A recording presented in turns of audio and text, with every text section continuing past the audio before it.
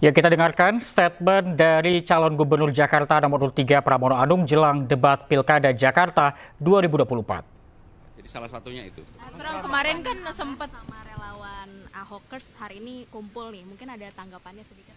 Ya, saya bersyukur salah satunya Bang Gis ini yang dari awal kebetulan rupanya saya juga baru tahu temannya Bang Dul main bola dari dulu.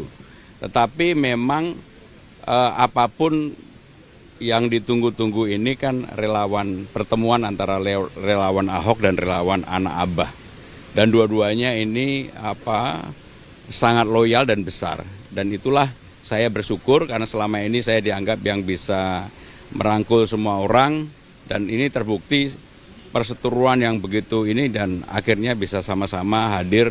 Saya secara khusus ke Bang G saya ucapkan terima kasih berkenan untuk datang ke rumah saya. Ini merupakan modal dasar utama untuk kita ke depan bersama-sama. Mas Bram, kemarin kan sempat bertemu Pak Anies ya, mungkin ada diskusi atau pesan-pesankah terkait isu-isu atau tema debat untuk malam ini dari Pak Anies?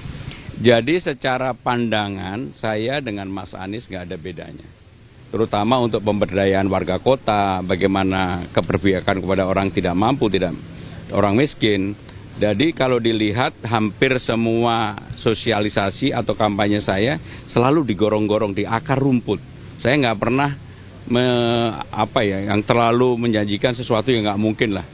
Misalnya tiba-tiba ada gym di samping halte, dan.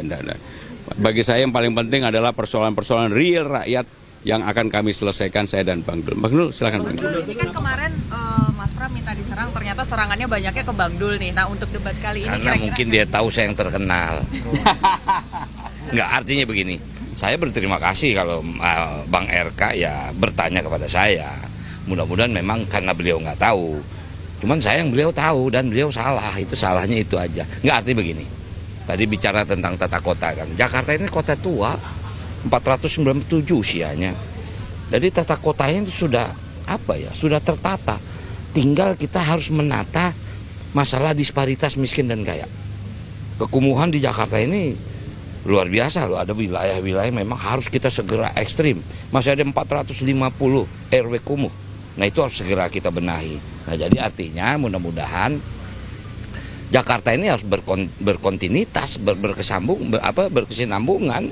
Jadi nggak menjadi atu yang aneh gitu kan.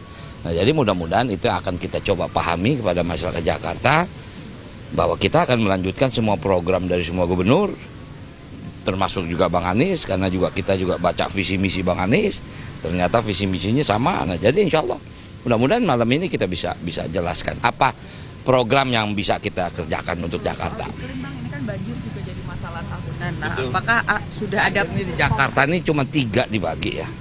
Yang pertama yang dibilang memang kiriman 13 sungai. Kemudian ada banjir genangan karena drainase di Jakarta ini saya awali kan Jakarta ini kota tua 497. Kalau kita tarik 100 tahun saja drainase di Jakarta enggak diganti.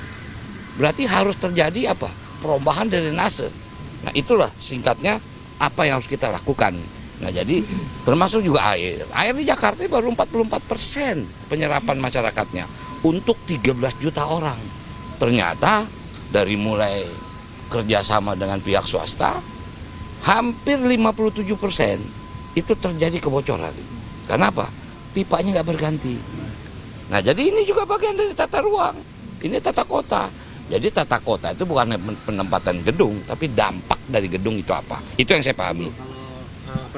Ngomongin penataan kota ya, ini kan masih banyak warga yang tinggal di kolong jembatan. Itu. Nah, kalau Bang Dul sendiri atau Mas Pram mungkin ketika jadi mungkin apa yang bakal mungkin saya minta maaf, saya lebih tahu daripada yang orang Bandung. Saya paham. Cuman yang mesti Anda ketahui, semalam pun saya lihat di sebuah media televisi, dan saya tahu hampir rata-rata mereka bukan masyarakat Jakarta. Mereka tidak punya KTP di Jakarta. Itulah yang sulitnya Pemda Jakarta melakukan bantuan kah, eksekusi kah, memindahkan kah, karena nggak ada Ini nanti kalau kita ambil tindakan itu salah. Nah, ini makanya mungkin harus bikin aturan, mungkin setelah berapa tahun mereka boleh mungkin mengajukan diri menjadi warga DKI dengan mungkin KTP sementara atau gimana. Kebetulan juga ini kan Jakarta berganti. Dari ibu kota berganti dari daerah khusus nih. apakah nanti ID card atau KTP akan berganti, ini momen untuk. Artinya saya sangat tahu, saya sudah berkunjung, pun saya kampanye juga di salah satu tempat yang ternyata di bawah jalan tol itu menjadi tempat lapangan bola segala macam. Itu memang itulah Jakarta gitu. Oke? Oke. Ini kan paslon 01 kerap mengatakan kebolehannya sebagai ahli tata kota dan juga mengenai arsitektur dan lain sebagainya. Kalau untuk debat malam ini optimis?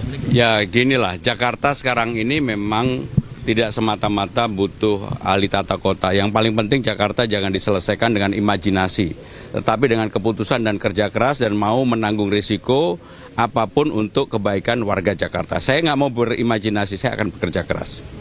Oke, makasih. Makasih Bang Dul. Mau ketawa takut